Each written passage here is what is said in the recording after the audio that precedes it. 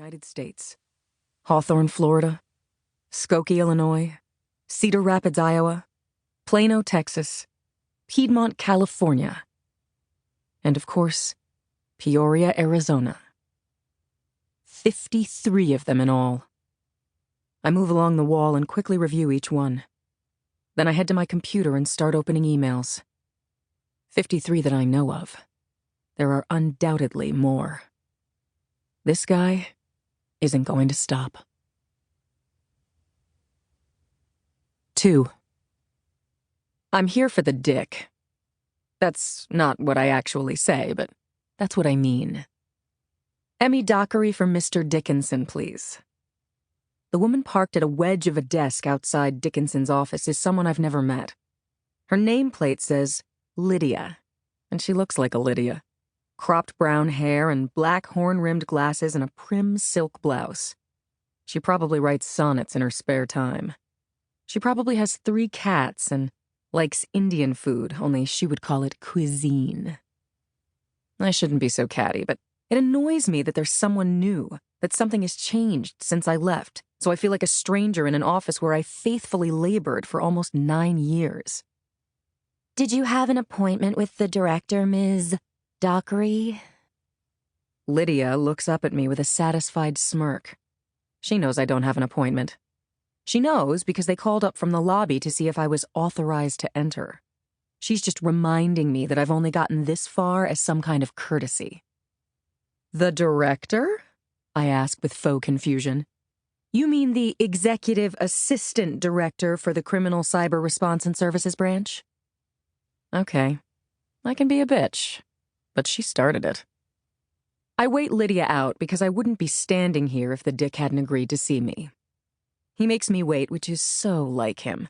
But 20 minutes later, I'm in the office of the dick.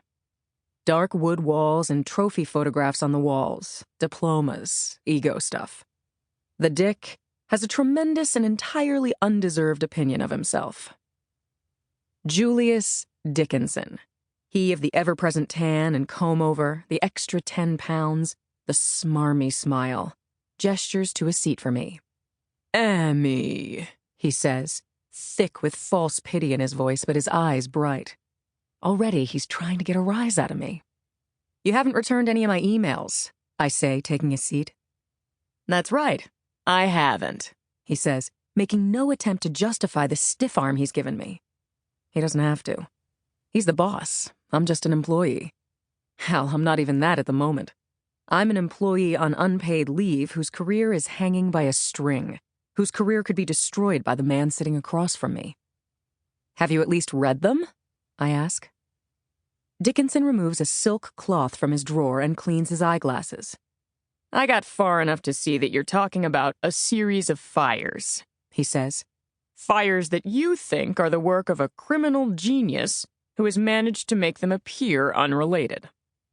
Basically, yes. What I did read in its entirety, he adds with a sour note, was a recent article from the Peoria Times, the local newspaper in a small Arizona town. He lifts up a printout of the article and reads from it. 8 months after her sister's death in a house fire, Emma Dockery is still on a crusade to convince the Peoria Police Department that Marta Dockery's death was not an accident, but murder. Oh, and this part. Dr. Martin Laserby, a deputy medical examiner with the Maricopa County Medical Examiner's Office, insists that all forensic evidence points to death by an accidental fire. And this is my favorite, a quote from their police chief. She works for the FBI, he said. If she's so sure it's murder, why doesn't she get her own agency to investigate it? I don't respond. The article was crap. They took the police's side and didn't even give a fair airing of my evidence. It makes me wonder about you, Emmy. He puts his hands together and collects his thoughts, like he's about to lecture a child. Have you been getting therapy, Emmy? You badly need help. We'd love to have you return, of course, but only after we've seen some progress in your treatment. He can hardly suppress a smile as he says this. He and I have history. He was the one who had me brought up on disciplinary charges for